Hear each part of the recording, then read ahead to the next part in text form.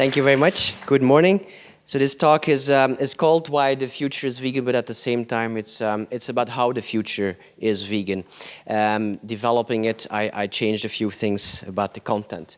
So there's two words in this talk, in the title of this talk: the future and vegan. And of course, if we talk about the future, we can think like, yeah, what are we talking about? 4,000 years into the future, the year 4000, the year 4000.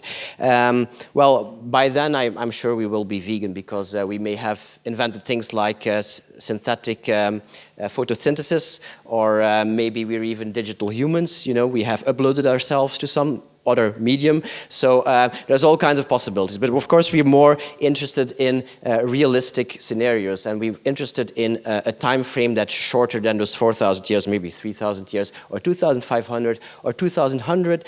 We want it to happen as fast as possible. I heard Peter Singer say that maybe we have a vegan world in 50 years. So who knows? Maybe it could happen in your lifetime. I'm a bit too old to happen in my lifetime. And secondly, in the title is also the word vegan, and I would qualify that saying that a vegan world is maybe a bit too much, and it's also not enough. It's too much in the sense that I think some things that some people consider not vegan today are perfectly fine, and on the other hand, a vegan world, a world where we're not harming animals or we're all eating vegan products and consuming vegan products, is obviously not enough, because there's other problems in the world. There's problems like with people and with the environment, and there's problems with wild animal suffering. So maybe making the world vegan is just the easy part. You know, maybe we'll have a lot bigger challenges after that. So let's first look at where we are very briefly. We know that by 2050, consumption of animal products is going to double because of the improving standards of living in India, China, Brazil, Africa, and other countries and continents. Okay, so that doesn't look too good.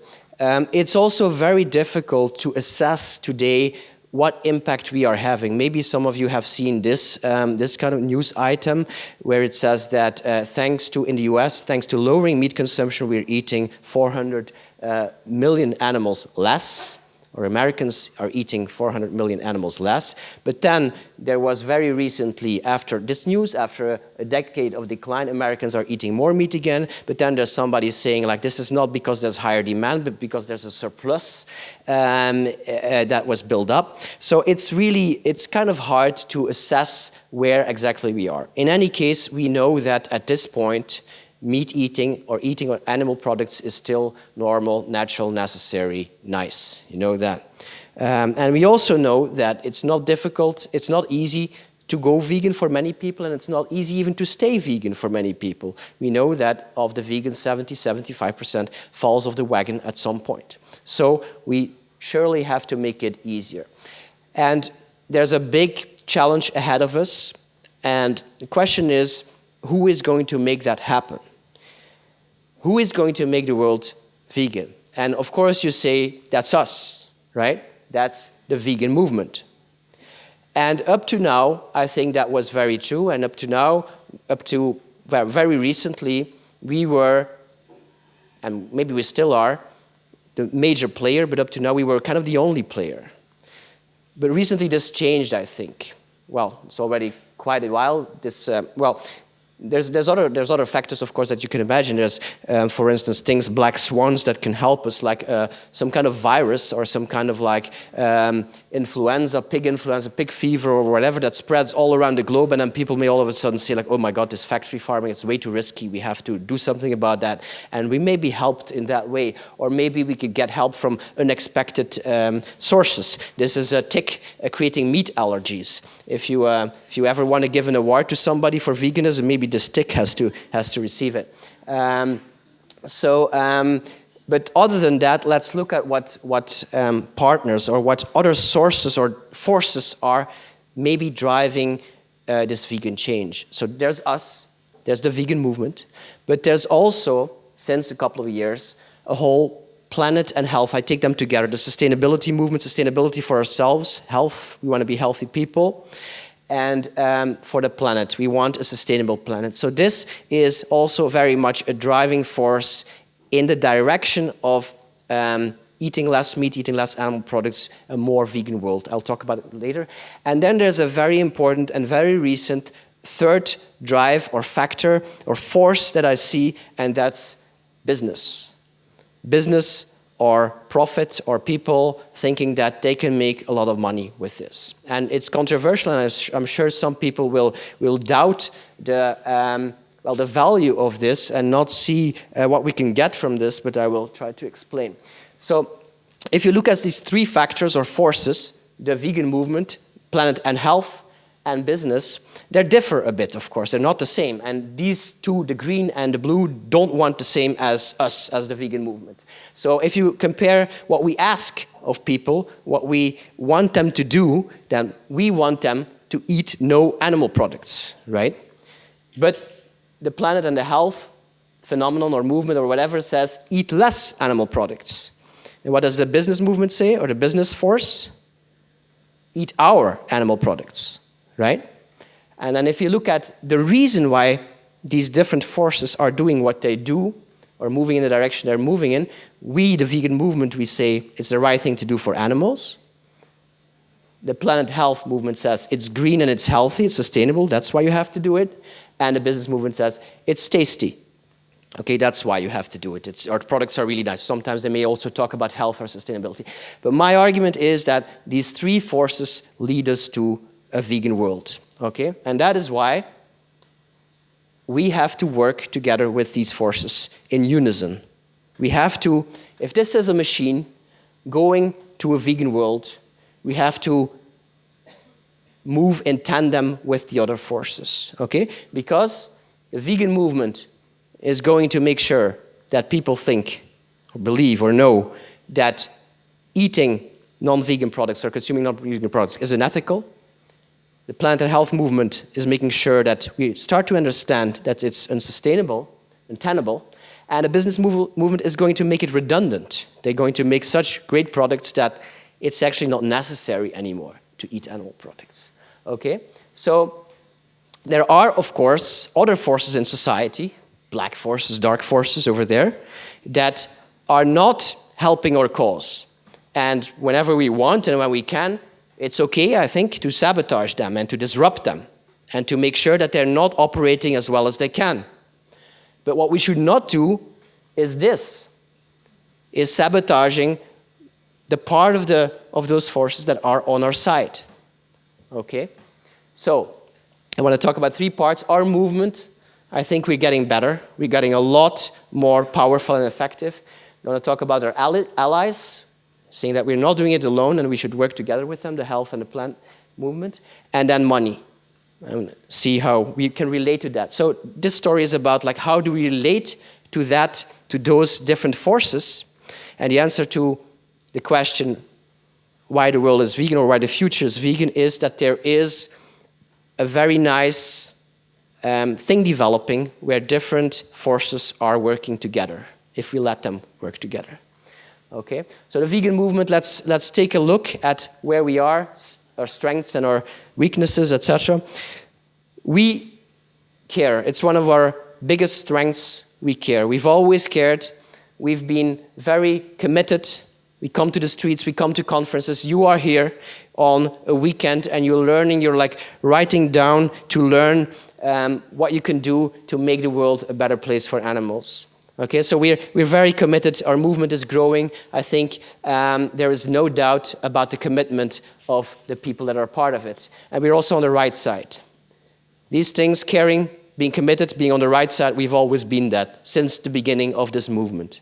But what's more new, what's more recent, is that we are getting more professional, more effective. Do you know these guys, some of these guys? So there's Nick Cooney there. You know Nick Cooney and David Komen-Heidi from the Humane League in the middle. And Phil Latten from, used to be MFA and now is Vegan Bros. And these guys, at some point, they looked like this, right? So can you imagine Nick Cooney always with his tie and there looked like this guy? So the thing is, I mean, I'm not judging what's the better way in general how to look, but we know that we can more easily convince people of something if we are more like them and if we dress like them, etc. So this is just a symbolic picture of professionalism, of getting more and more professional. I think you have, well, actually, if I ask the question, who is more convincing, these people or these people, then the right answer would be depends on who they're talking to, right? So if these people talk to people like them, they will be more convincing, right? If these people talk to business people, then they will be more convincing, okay? So it depends. I think you have to adapt to your audience, okay?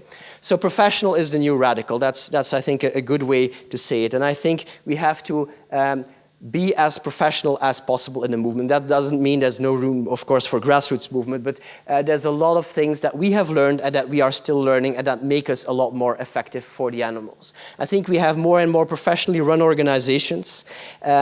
We are professionalizing our outreach material and our communication. I used to make my own outreach material just 20 years back when I started, and it was very unprofessional. I didn't have any layout skills or anything. And if you look at the materials of organizations now, it's really nicely done. It's professional. It's well copyrighted, etc. We have professional relationships with partners and stakeholders and all kinds of organizations and governments, etc. And there's a really an incredible influx of professional talent. We have lawyers and lobbyists and designers and all kinds of people who have particular skills, and they're wanting to lend those skills to make the world a better place for animals. That's really fantastic. We're getting more resources, and more resources is about money to a large extent. And I just want to say a couple of words about money. Especially in this audience, I know there would be a lot of people who think that money is evil, or people who say that money can't solve anything in the world, and that money is the root of all the bad things in the world, etc. Well, I would say money is an extremely important thing for a movement. And I would wish that if there was a wad of money on the table, like $10 million here on the table, that we wouldn't be the last ones to take it. And we wouldn't leave it to the industry and to all other people who have no problem at all using money, okay? So it's really important. And money is raised by fundraising, by donations. There are some people, maybe you know who I'm talking about, some people who hate the big red donate buttons of the big organizations. Well, I put a big red donate button here as big as I could.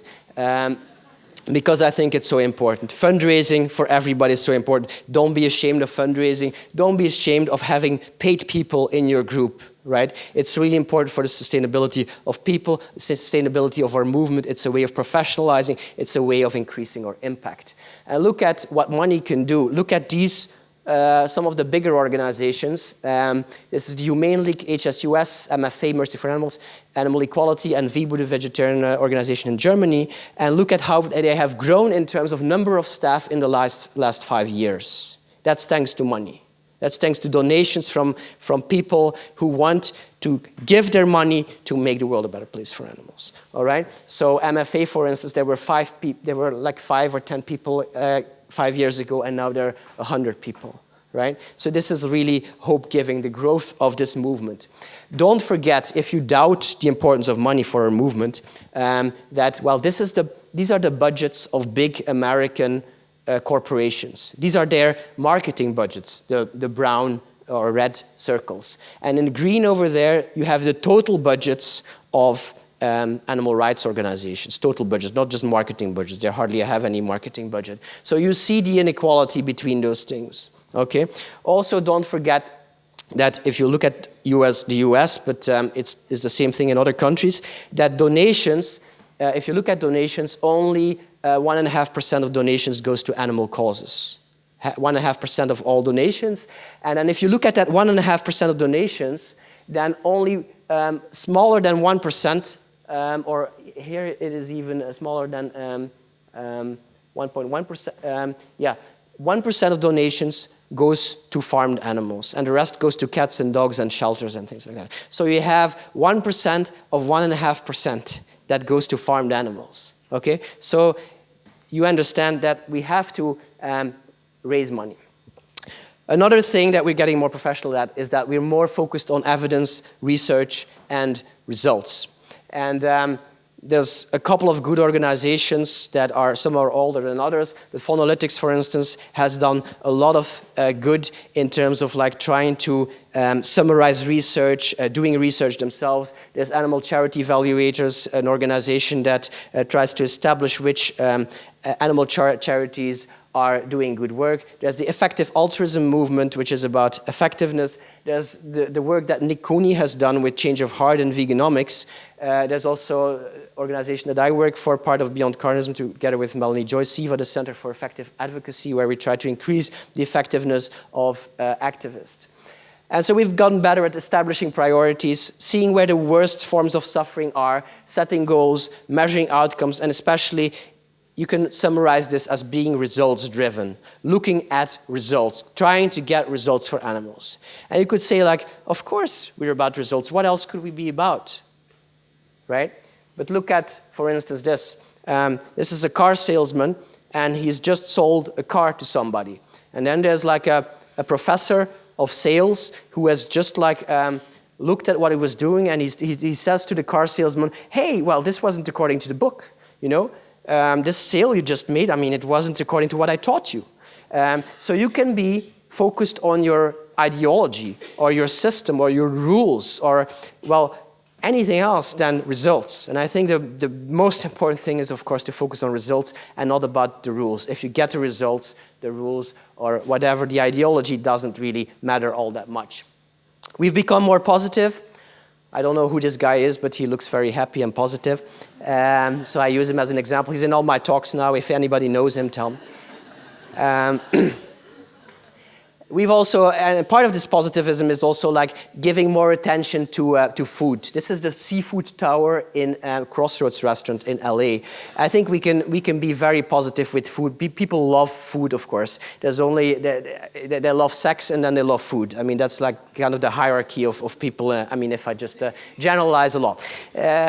And we've gone international. So if you look at the world map, I just said that there's, in the poorer countries that are getting richer, there's more and more meat consumption, so it's really important to go there. And that's what we've been doing the last years. The big organizations, HSUS, MFA, also the Humane League now, Animal Equality, they're also going to countries that are in the course of development. And it's really important to be out there, and it's really hope-giving to see this map spreading. This may be like looking like a bit like colonialism or something, and I'm sure, of course, that, that there's organizations, indigenous, let's say, organizations in other countries, but I'm just showing that like where the animal rights movement kind of originated and is the strongest, which is in the West, in America and Western Europe, that these organizations are also caring about what happens in other countries, which I think is a great thing.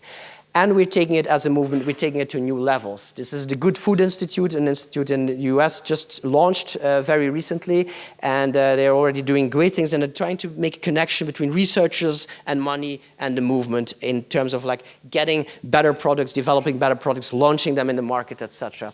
There's even a plant-based lobby group, a trade group now. They're all getting together, they collected, and they're going to lobby Washington, D.C. together.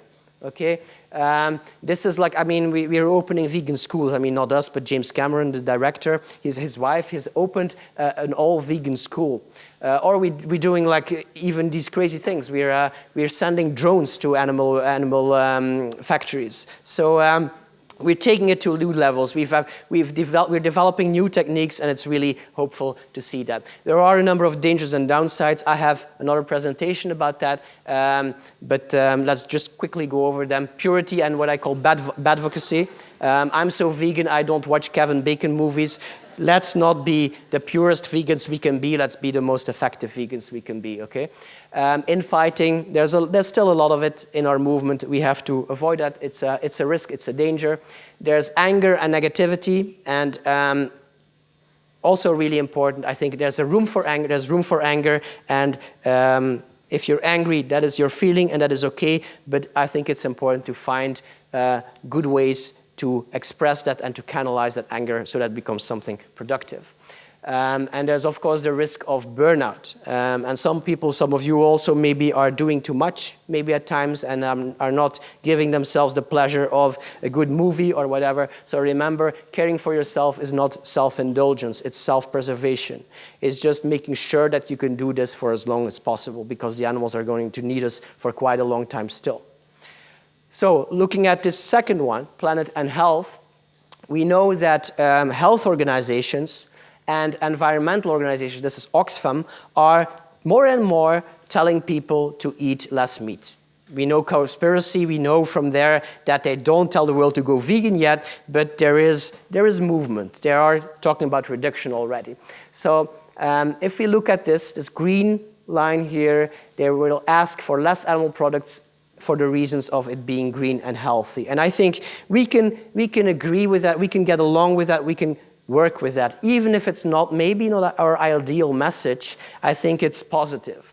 It's positive because all these reasons together will lead to eating less meat and in the end to veganism. And also because I think, and I will explain that briefly, I do it longer in another talk, but reducing meat consumption or animal products consumption is a very important and a very strategic thing. We think basically our default option or default way of measuring our success is increasing the number of vegans, right? I don't think that's necessarily the most important statistic. I think the most important statistic is the number of people that are reducing and how much they are reducing and how spread that is over the population. And here are some reasons why reducers or why reducing is awesome. First of all, the reducers altogether, they save many animals, more than all the vegans together, because there's many more of them. It's easier for them to go vegan after they've already been reducing. They create demand. The demand is driven by the reducers. If it's easy today for you to be a vegan, you have to thank mainly the reducers for that, because because the producers of vegan products, they produce mainly for the reducitarian, flexitarian target group. The vegan group is still too small for them, so what makes it worth their while is the bigger number of reducers. They can be more convincing at some point than vegans because they're closer to people. We may think that we are the best example being vegans, but you could imagine maybe that when you talk to somebody else, they would think that being vegan is like very hard to do, it's very far away, and a reducer or a vegetarian would have more success with them at some point. And they may tip the system faster. Let me illustrate this with an infographic that I clumsily made. So if this is the present situation, like just 1% of vegans, the green people are vegan, you see. And then if we only use the Go Vegan message, this will be the result. We will have like a number of more vegans. But what happens is, because they still fall off the wagon, because there's not enough support, etc., you know, they just drop out again. And yeah, we don't make that much headway. Maybe some remain like a reducitarian. But if we combine the Go Vegan message with like a reducitarian message and combine it with lowering the bar for everybody, making it easier, then I think we'll have something more like this. We make some vegans, we have some people that we have no influence on whatsoever, but we have a lot of people that will reduce. And if there's a lot of people that will reduce, that is what changed the market, what gets us closer to the tipping point. And then you can see that it would be easier for people to go further, all the way to going vegan. And then there would be a few laggards, but they have to give in at some point too. Okay? So summarizing this, more reducers means more options. They drive the demand. And when there's more options, it becomes easier for everybody to be vegan. And if you reduce for whatever reason, then your resistance drops down, and you can be more open for the arguments of the animal rights movement. Okay, so reducing is a good thing, I think. So why support these efforts of the health movement and the planet movement? It's a soft message. They may be able to reach more people in some ways than we can with our message. They have a wide reach. They're often very big organizations, and very importantly, these arguments of planet and health, they're very important arguments in changing institutions and in changing decision makers. If you go talk to a person in a government function, a politician, you're much more credible when you talk about health and sustainability than when you talk about animals. Most people, politicians, they don't care too much about animals, but I mean, there are public domains, policy domains in terms of, much more in terms of health and the planet than in terms of animals. So this is very important also, and a lot of institutions will be much more easily swayed by these arguments, like big universities or big canteens starting to introduce vegan foods. In many cases, you will be more lucky if you use those other arguments. What do we have to do? How do we have to relate ourselves to this movement of the planet and health? We have to be credible, I think, as a movement. I think credibility is the key word here.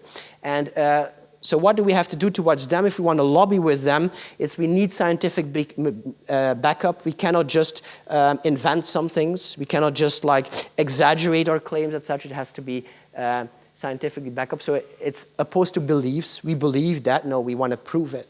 Okay, we want to adapt our arguments. We don't want to just stick to animal rights. We can use the animal rights argument, but look at what matters to them.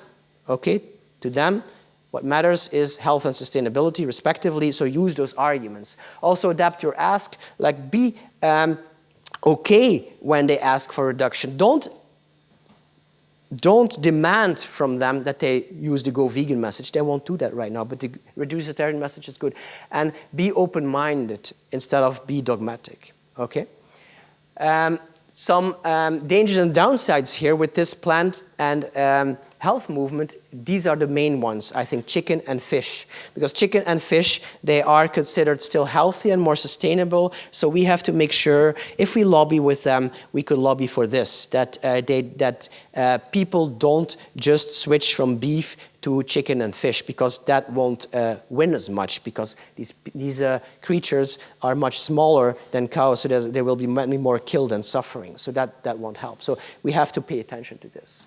And then the business side, as the third point, look at the influx of money. This is capitalism, and I know many people are against capitalism, and I don't see capitalism as the ideal solution either. I think it has to disappear at some point. I hope we will have a more humane system at some point. But look at what it's doing now, what maybe some good parts of capitalism are doing.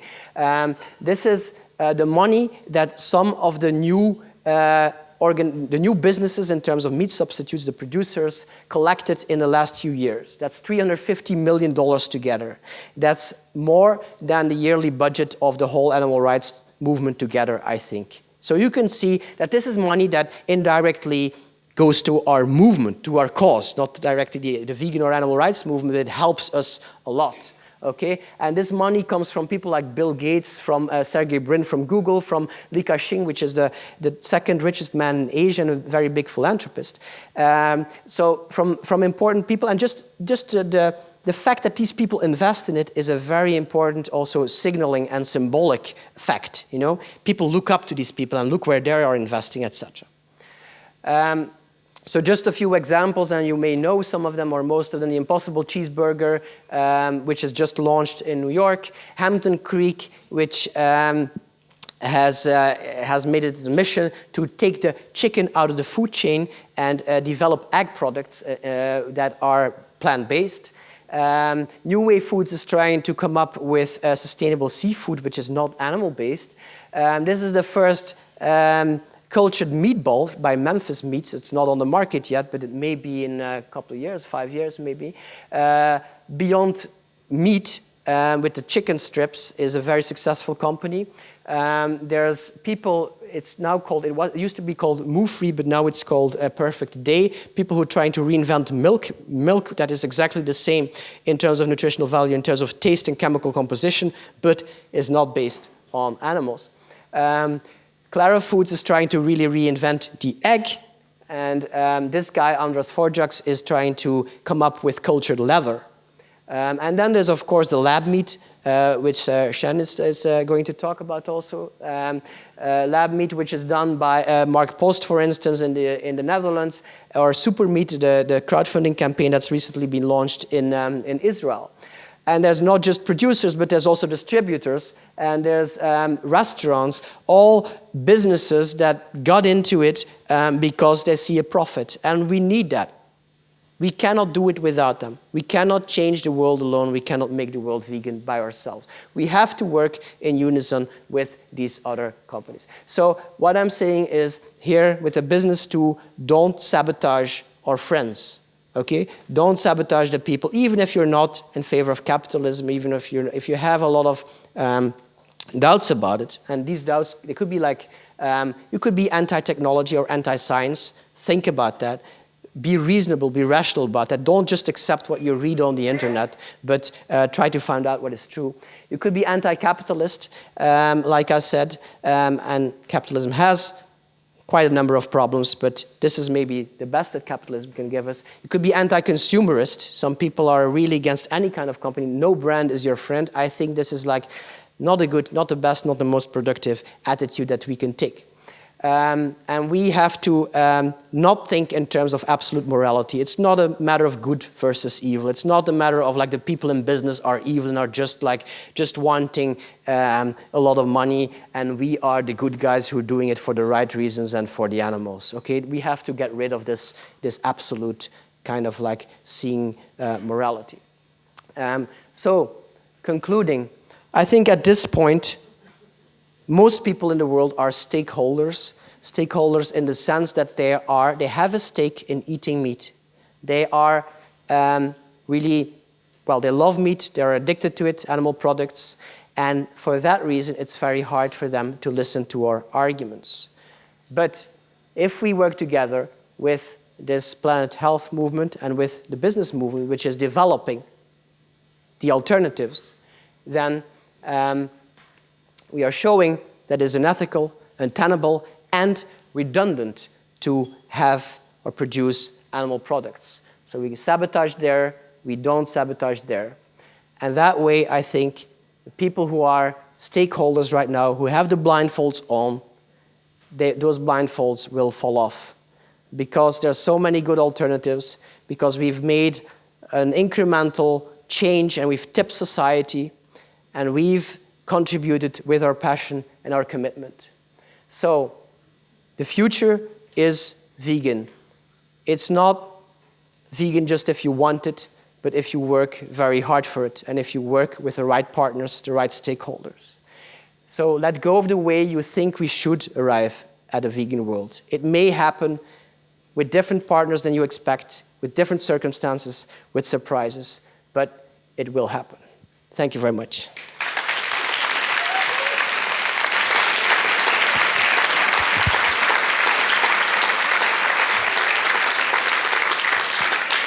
Thank you, Tobias. We have time for a few quick questions. Yeah.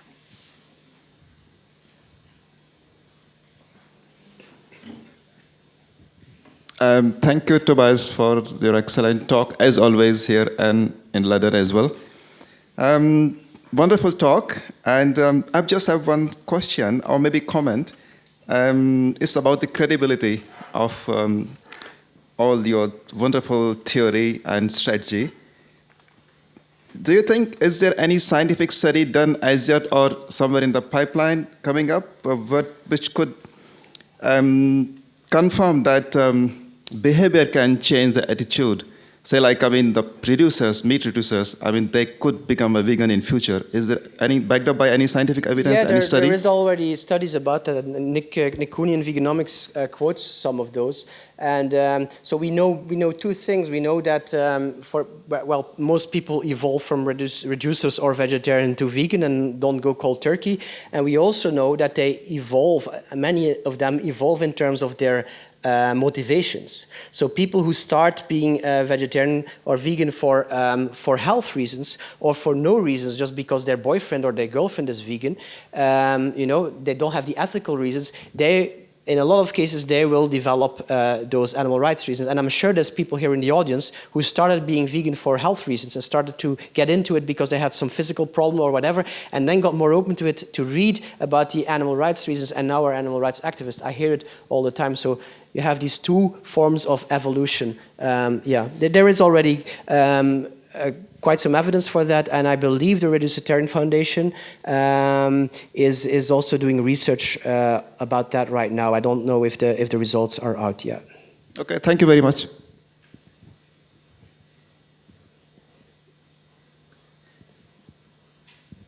Thank you for a really great talk. I really enjoyed it.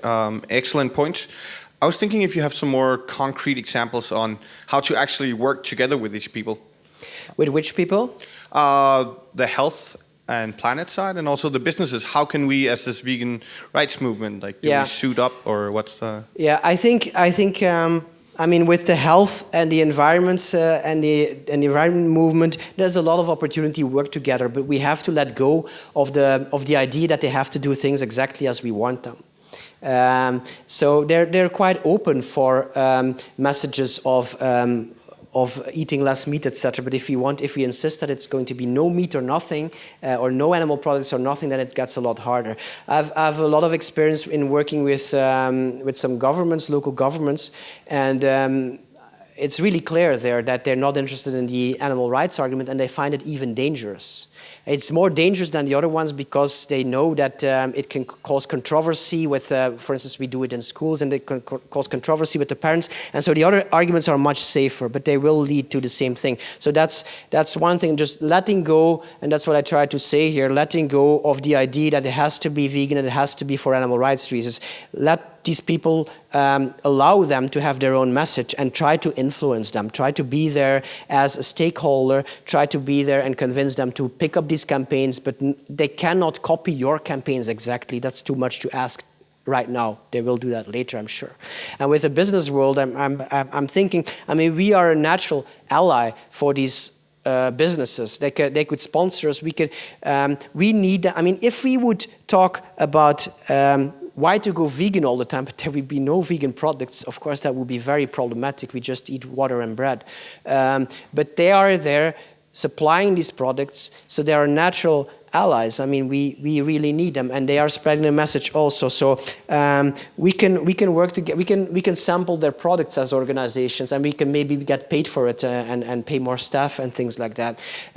We can help them with research because we have access to a whole list of people in our databases, people who subscribe to our newsletters. Maybe we can help them doing polls among our members, etc., for them that they could use because they don't necessarily have as good access as we have to that demographic. So there's a number of things that I can think of in terms of helping them or working together with them.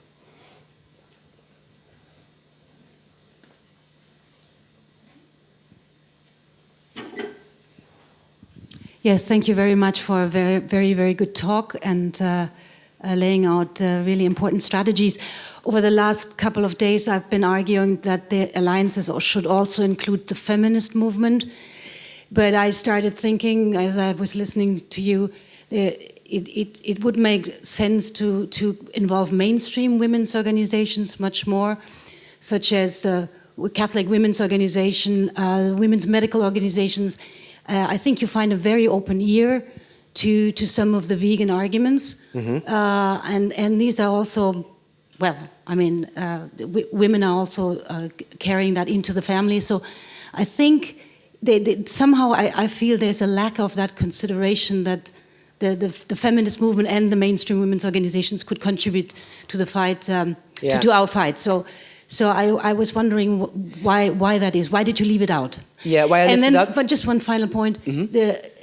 Ethically, I would also consider church organizations as an important ally. Church organizations as important allies. Yeah. Maybe more difficult to interact with, but nevertheless ethically based. Yeah, well, you're right. I could have included a lot more stakeholders and potential partners and allies, but I wanted to focus and say something about a few. Of course, there would be a difference. Like if you include the movements of other suppressed groups, then it would be very much an ethical argument. If you talk about like your organizations of mainstream organizations of women, etc., then you would use more the let's cook together and let's be healthy together, or let's be sustainable maybe together, you know. But it wouldn't be like let's get out of this oppression altogether. So they're different approaches, and they are both valid.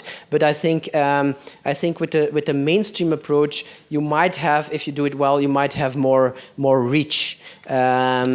I think they're both necessary, but they're very different approaches, I think, if you understand what I mean. Okay, if you think of any questions later, you can find Tobias afterwards. Thank you. Okay, thank you.